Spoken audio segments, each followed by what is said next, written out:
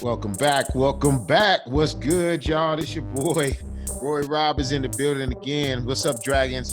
I got another friend. We had to do part two. I left y'all last week with an amazing episode from Enter the Last Dragon about Kamaru, who's and how Usman basically is the reigning champ, and how he has another brick in the way that he needs to knock down with Masvidal. And we had a great discussion last time. T Perry, what's up, good man? What's good, man? How you doing, man? I'm good, man. Life is beautiful. We know we had to come back on part two, right? Oh, had to. Had to, right? We got to break this down. So if y'all if you didn't watch our last episode, go check it out. But long story short, quick recap. We kind of talked about this upcoming fight with Kamaru and how Usman has to go at Jorge Masvidal, and what his game plan. We kind of talked about how it all got to where we were at, like to this point. T. Perry kind of broke down some great discussion, and we had great dialogue about how this all built out. And as I see additional and as more information continues to come out, it's kind of crazy. I saw this video and it made a statement. On that statement, because we're about to jump right into it on the fight breakdown with this episode. But first, I need to put this out here. Usman said, you know what? Covington and Masvidal basically planned this whole, almost a charade, if that makes sense. You know what I'm saying? Yeah. They planned it from, hey, they got this master plan and they're going to do X, Y, Z. They're going to build their names up to get to what they, along the way with their fights, instead of kind of like under the radar, which I'm not mad at because it makes great entertainment. I'm not mad at it. But what you think about that statement Usman made? Like, dude, y'all, this is all a show. Y'all ain't being real. This is two sides. What's your thoughts, man, about what Usman said about Masvidal? I mean, if you think about it, one, he also said that he's becoming the person that he said he would never be, which is the gimmick, right?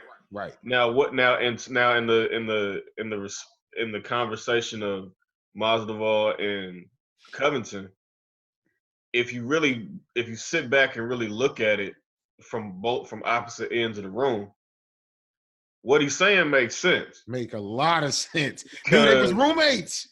Like they were roommates, and Masvidal has never been the type of person to use his teammate as a casualty of war. If you look at the buildup between Usman and Covington, he got on his Twitter and pretty much called the two guys, like he said, the two guys that are coming up fight now, let those two bums or those two whatever, in a derogatory sense, fight each other. That he was talking about the Usman Covington fight. Right. Covington has been building his name, building his gimmick. His gimmick with that, hey, I'm a make America great. Exactly. Hey, Trump is my guy. That's his whole his whole lane, and he building in all these fan bases. Exactly. Like, hey, look at me, wave the flag. I'm that dude that you need to watch from. If you like Make America Great, if you MAGA, you with me. That's what Covington has been doing. Right. Exactly. And I see it now. I'm like, as good as he is, because we're not gonna act like Covington sucks. Because he's not a bum. He ain't no chump. You know what I'm saying? But the UFC wasn't talking about bringing him back until he did that. He cut that promo in the ring in Brazil, in the cage in Brazil. Right. Now you look at Jorge Masvidal. Everybody knows Jorge's been around in the UFC. You know what I'm saying? Like his professional experience. His track record is through Pride and all that different types. So like everybody knows who he is. But he was never on really anybody's radar. So what he did was, after that Darren Till fight and that run-in that he had with Leon Edwards backstage, he took that and ran with it as far as like, yeah, I'm just gonna start baptizing folks. Right. What I'm saying, like now he's street Jesus. He's 3-piece of the soda and all that different type of Right. jazz. Hey, he say I didn't get to baptize Nate Diaz. We need to run it back. Exactly. And then now you see, it's like they're both Jorge and Covington have both been what Kamaru has classified Jorge as journeyman. You feel what I'm saying? They were never on anybody's radar. Nobody was never not wanting to fight them. Usman, on the other hand, soon as he started, really started getting some recognition in the UFC, people were not trying to fight him. They were. To be honest with you, man, I wasn't checking for him until I saw how he made T Wood, my guy, look terrible, man. I mean, T Wood's my guy. And I shouldn't say terrible. He just made T Wood look like he No, was. he looked no. Keep it a bean. He made T Wood look crazy in that fight. He didn't. It was like he wasn't there at all. And T Wood is the champ, man. That's my guy. Yeah. I mean, T Wood is still a legend in the UFC. You can't knock him, but it's just one of those things where it's just like, dude, I swear T Wood still had a good 2 years left in my mind. Like, I thought he had 3 or 4 more fights, calculated moves, one hitter quitters that he was gonna keep getting cats on. He was gonna still have nobody be, you know what I'm saying, keep cats off of him on the wrestling side.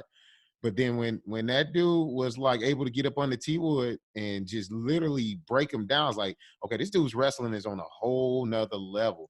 I want to say something about that too. So people really have to get off of the notion, like, you would think of how dominant George St. Pierre was at wrestling inside the cage.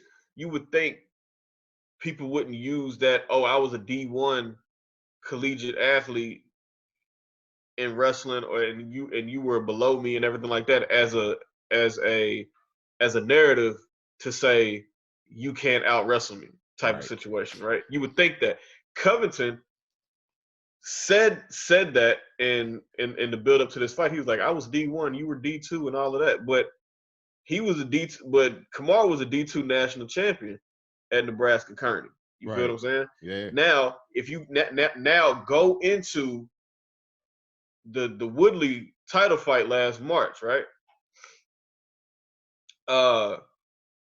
You saw what a D2 national champion did to a D1 All-American. Dude, it didn't. So it ain't even about where you went to. It's not about where you went to school. It's not even about where you train at most of the time. Look at Conor McGregor. Yeah, St. Pierre wasn't a wrestler at all, I ain't think, right? Yeah, you know what I'm saying? Yeah. Like, it's not about necessarily like, okay, what you did growing up, or like the world renowned name gym that you were part of. I will say this. It helps. I will say this. It does help. My man DC had made a statement about, what's the dude that got McGregor? The dude wrestling as a baby, he's wrestling bears. Oh, Khabib. Khabib. Oh, yeah. Now I'm just saying, like, that dude. I get that. You know what I'm saying? I get it. I'm just saying it helps, but geez, man, I'm telling you. Anyway, let's get into it. All right, let's break this down. This episode, part 2, is 100% going to be dedicated on what direction we think this fight's going to go. We're going to talk about how long we're going to think this fight is going to last, how long we're going to be in the ring, how long they're going to be in the ring. Before we go into that, I want to put my prediction out there. I think it's going all 5 rounds. Fair statement? Fair statement. I think it's going all 5 rounds. I think this is Masvidal's time. And I'm not saying he's going to win, because what happens is, in order for him to take that belt, he has to take that belt. So it can't be, and I think Usman realizes he's about to be the face. It's kind of like what happened recently with John Jones, and people were really up in arms about what happened basically stating. But you cannot. Every judge is going to judge it. If you beat the champ, it's because you beat the champ. It ain't because you did good or just a little bit better than the champ. Nah, it don't work like that. You have to beat the champ. And I think Kamaru is going to make sure he's not in a position to let Masvidal beat him. I think he's going to play smart. And I don't think he's going to, but I think Masvidal is going to be coming. And I don't think he's going to, it's almost like Masvidal is going to run twice as hard and Usman is going to be calculated smart. I don't think he's going to try to destroy. We're going to see. Let's break it down. Go ahead. What's your thoughts, man? Let's break it down. My thoughts. That's a fair assessment on why you feel like it's gonna go 5 rounds. And then Kamaru not letting it get to a situation where it's like, okay, it's a toss up type of situation. Exactly. That's what because like it's funny, like you said, like even with the John Jones Dominic Reyes fight last weekend, right? Yep. Like people, like you said, people are up in arms. And I had, some conversations with some guys of mine at work, and I'm like, listen, it's the same. Like if you have to beat, I don't care what nobody says, you have to beat the champ to be the champion. You have to. Whether it goes 5 rounds, whether it gets stopped. Look at the first Frankie Edgar BJ Penn fight. Right. In Abu Dhabi back in like 2010, 2011, something like that. Like Frankie, it went all 5 rounds, but Frankie kept that same pressure, that same pace the entire fight, and he left no doubt who won that fight. I agree, man. And he did the exact same, and he backdoored it with the exact same performance the second fight on the immediate rematch. So can't nobody sit here and say, oh well, if you win 3, I say 2.5 rounds out of the however many they felt like John's when you win the fight. Like, no, that's not how that works. It's not how that works at all. And I'm sorry, you can do whatever you did in the early rounds. But if in the championship rounds where everybody, that's why they call it the championship rounds. If you're backpedaling the entire time and the champion is stalking you the whole time, piecing you up, doing whatever. And Joe Rogan said it the best. He was like, if at the end of the fight, at the end of each round, the person who's backing up and all of that, the person that's getting beat up, that's the person that loses the fight. That's who loses. Dude, let me put this to you as well. So like the first round, I think is going to be, I need to feel you out. And I say that because Masvidal comes out like a beast in his striking, but he's not going to be an idiot because of the wrestling abilities of Usman. So imagine if it's like, so I mean, I see it in multiple perspectives. He knows like both sides of this, both sides. You saw what happened to Ben Askren, the wrestler. First mindset was take a strike, hopefully, and then try to wrestle him, get him down, and ground and pound him. Yeah. Quick little playoff, boom, ran and kneed the heck out of him, 2-piece, and the dude was out, lights out, even with the knee, like we talked about last episode. If you just calculate what the next fight was with him and Nate Diaz, Masvidal didn't give him a real good opportunity to put his hands on him, and you see it turned into a straight striking fight. You see what I'm saying? Yeah. Like he didn't give him a good opportunity to say, let me get in there close enough to you, use my leverage, get you to the ground, and submit you, which would have been in Nate's favor. Yeah. You see what I'm saying? As a BJJ expert. Now let's fast forward to this fight. I think Masvidal has to be thinking, okay, this dude is going to try to wrestle me. How do I stay calculated enough where I can get my strikes in distance-wise where I don't get too close where he can take me down or pressure me up on that gate to take me down, kind of like what he did to T. Wood. And that's where the difference happened because he stood T. Wood up, not saying like T. Wood is very calculated. He was very, very methodical. Hey, I'm going to keep my distance and I'm going to light you up with some one-hitter quitters. Kobe was constantly on him that whole fight.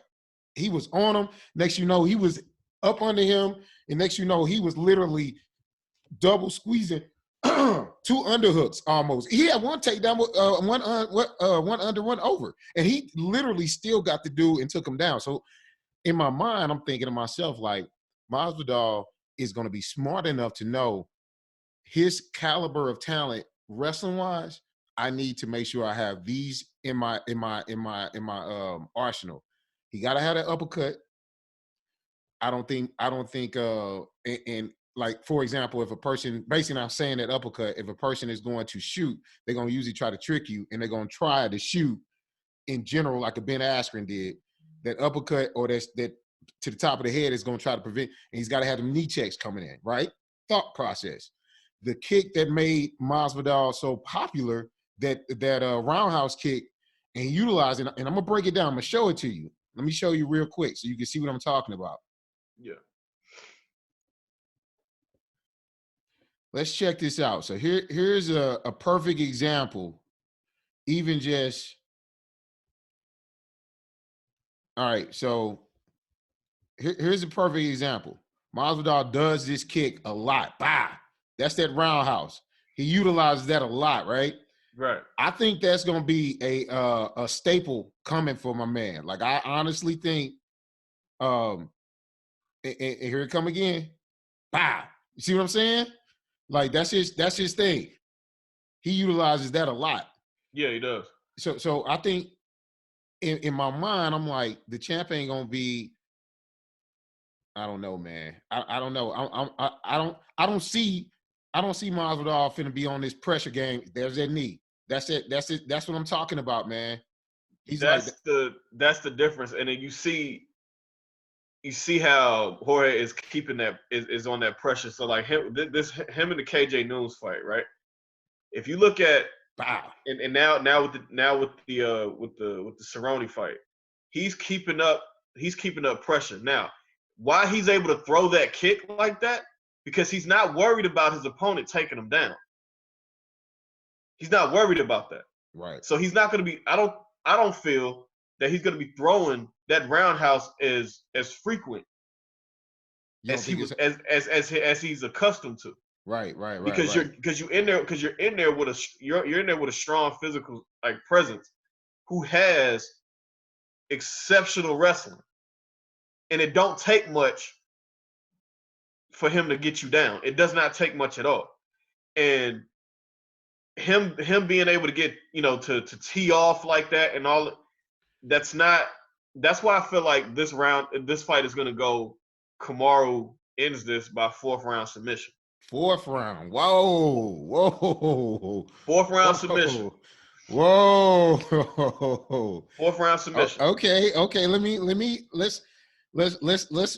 Let's break it down a little bit. Dissect where you at with 4th round. Let's dissect that a little bit, and then we'll get into my man. Let's dissect that just a tad, if you don't mind. Okay, so this is now like you. I think that first round is going to be like you. I think that first round is going to be a feeling out, as most championship fights are. You feel what I'm saying? Yep. You kind of want no matter how long that feeling out process is. There's going to be a feeling out process. There's going to be some shots exchanged. Jorge's gonna try to rattle off some combinations, kind of rattle off some things that to get the crowd going ooh or whatever. Like he may catch Kamaru with a couple of them, may graze one. Kamaru, same situation. And let's get this understood. Masvidal is, I believe, superior on the stand-up. I just want to make sure. Yes, we have that. When it comes to strictly punching and kicking, it's no secret that Jorge Masvidal that's his best chance. He's the more put together striker. I will say that. Facts. Now his strikes are not all that technical, but they are technical enough to be, where you're like, okay, if he hits you, it hurts. He got a nice switch kick. He's but I mean, like more so with his hands. Okay. Because when you're going, like he's on point with his kicks. He's a beast. Okay. He's a beast. Now, where I think, and another thing that he's good at, he's very good at getting out of the way at punches. But he's good at getting out of the way at punches against dudes who are who's already absorbed the shot from him and swinging back at him. Because if you're a guy who's rattling off punches and you're getting yours off, and eventually at some point you're expecting the opponent to try to swing at you. So you are in your scenario.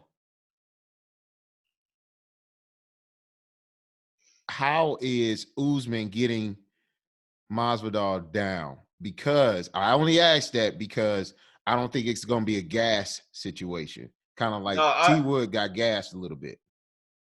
Well, T Wood is susceptible to gassing out. So how are we going to get? How is Usman getting Masvidal down? That's why I think it's going to be that forward pressure. Masvidal is not, to me, especially at this level, is not used to somebody not just clinching and not just trying to get him down. And that's what Kamaru does. He's not just solely committed on just when he's grabbing you, trying to get you down. He's softening you up in those close, being in close parameters with you. Right. Whether it's a foot stomp, whether it's a knee strike, whether it's like from the knees or from the fist, whether it's body shots. Yeah, let's go in and keep talking. I'm gonna go on. Let's break that out. Keep talking. Let's break that. Whether it's body shots in the clinch. And that's where it's like Kamaru is not just looking to just gas you out just by him chasing you. He's on top of you. He's always hitting you. Just takedowns, clinch strikes, the whole nine, like just leaning on you. The whole nine, like this fight right here. This was the finale fight of the Black Zillions versus ATT Ultimate Fighter. Right. The guy he fought had caught Kamaru a couple times. And Kamaru was like, no, I'm going to pressure you. I'm going to get you down. I'm going to do what I need to do to get you down. And this is where it is. And where Kamaru's good at, that top pressure. That's what you feel is put Masvidal against the ring. Put him against the cage. Lean on him. That's what you're thinking. Exactly. Put him against the cage. This right here, that scramble. The scramble that Kamaru brings, it's like it's second to none in the division. You feel what I'm saying? And like right. people underestimate Kamaru's striking too. He's not just gonna stand in front of you. His footwork is very exceptional, extremely exceptional. Well, Covington got rocked, expecting it to be, hey, it's gonna go wrestle, and he knocked he broke his jaw. You know what I'm saying? So that's the funny part about, do you think Usman is prepping to make this a stand-up situation and say, I beat you at your game? No. No, I'm not gonna say that either. He's prepping for it if it needs to go there. Right. If it needs to go there, he's prepping for it. But Kamaru was and you see right here with his fight that the fight that he had in St. Louis against my man here, like he's like a Velcro, he's a backpack. I got you. If he wants to do this, he will. I got you. If he wants to do this here, that's Leon Edwards he's beating up right now. So in your mind, it's a good possibility that he will, I guess, from the way you just stated it, keep the pressure, lean on him, take him down. After that, it's kind of like, okay, you're in my world, game over. That's what you're thinking. That's what I'm thinking. Because Masvidal has to stay on his feet. I will tell you that. He does have to stay on his feet because Masvidal is susceptible to getting submitted. He's been submitted in his career before on the ground. On the ground. You know what I'm saying? Now, Kamaru has been submitted. His sole loss in his professional career has been by a submission. it was like, but that was a standing rear naked choke. That But was this is early. crazy. This has the potential to be a terrible fight, though. Now that you made me think about this, because styles make fights, man, and Nate Diaz didn't get Masvidal down at all, and Nate tried even just falling on his back. No, did he get knocked? Something happened where he hit the No, he got ground. knocked down. Like every time he hit the ground, he got knocked down. He got knocked down, and he tried to invite Masvidal in, and Masvidal was like, "I ain't messing with that," and he would overhand right him and stay up, kick his legs, and try to not. I don't think it'll be that situation. No, it's not going to be that situation at all. But you see where I'm going, right? I'm I don't want this to be a terrible like that Nate Diaz situation. It just didn't play to his favor, and he took that L. If Masvidal had been silly and jumped in that guard with him, it'd be game over. Yeah, and that's why it's the thing about it is though, the difference between Kamaru and Nate is there's not going to be a situation where Kamaru is going to be somewhere where he's just going to invite. You know what I'm saying? Because the only reason you saw that with Nate was because Nate had no other way of getting Jorge to the ground at all. Right, he had no other way. He had no way, right? Like it just wasn't happening. That's what he wasn't going to really take him. He wasn't going to go. He wasn't going to shoot for a double leg. Right. He wasn't going to try to trip up against the cage. It was none of that. Like Masvidal's defense against I think Nate's takedown was superior. Right. In that situation, it was more superior. But yeah, so yeah, you're exactly right. Like this is it's a better chance for Masvidal to be on his back early in the rounds. Now that I really think about it, because if you look at the way he pressured T Wood, one of the best takedown defender. Yeah. In fact, UFC, he might be like number 1 or number 2 for the most blocked takedowns in UFC. Some crazy number. Like he's defended so many takedowns. He's like one of the highest. Right. Like maybe George St. Pierre is better or something. It's like him and GSP. Yeah, you know what I'm saying? Like that's and then you and come on, just oh my God, man. Like this is my head is spinning trying to figure this out, man, because on the one hand, I'm like, man, Kamaru gonna go in there, act like he's standing up a little bit, and then take the dude down and finish it off. But I'm like, that's probably not how it's gonna go. This is gonna be a good show fight. I think it's gonna have a lot of viewership. I think people gonna get their money's worth, and that's why I'm like, man, it's gonna go all 5 rounds. It'd be great if it's a quick, but I don't know, man. I honestly don't see it being quick from either one. I mean, it's gonna get to at least one championship round. That's how I see. How I see it. And break that down, so people know what a championship round is. So the championship rounds are, usually non-title fights and non-main event fights are 3 5-minute rounds. Yep. But in main event fights and championship fights, they're 5-minute rounds. Thank you. So Dragons, that's a little quick nugget if you didn't. Yeah, just a quick nugget. So it's the base of a fight is 15 minutes. That's 3 rounds. But when the thing is, the 4th and the 5th round, those are the rounds where it's like, okay, we know everybody can go 15 rounds. Now what happens? You mean 15 minutes? 15 minutes. Yeah, like 15 minutes. Yeah. We all can see what these guys can do in 15 minutes. What about 20? All right, so we just kind of gave you a little quick piece of what our predictions are.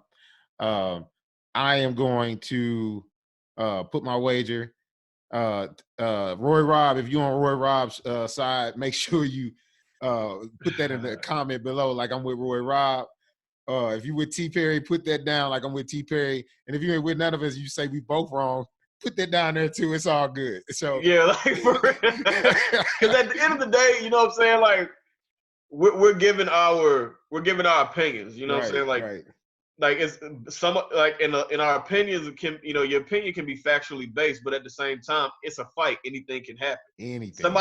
We can paint out these scenarios of, hey, this is going to the 4th round and this is going to end there. It could go to the 5th round and this person's going to win, or it could end up being a Conor McGregor Uh, Khabib joint, yeah, could, or Nate Diaz joint. Like it think could be about a Nate Diaz joint, or yeah, it could be a you know, a quick Askren, right? It could be a 5 second knockout. I'm like, you whoa, be saw that? Askren, Nobody really right? saw that part coming. You know what I Right, mean? So yeah. like this is So all, you know what I mean? I stand on what I'm saying. You know, I feel like we'll uh see. I mean, we'll see. Boston has a game plan to get End of the day, we get will to that see, point. and we'll see what happens. So, Dragons, appreciate you for listening in. Y'all just peeped another one, End of the Last Dragon. Your host RoyRob, my boy T Perry, regular on my show, doing this thing. I appreciate y'all for listening and watching. Signing out.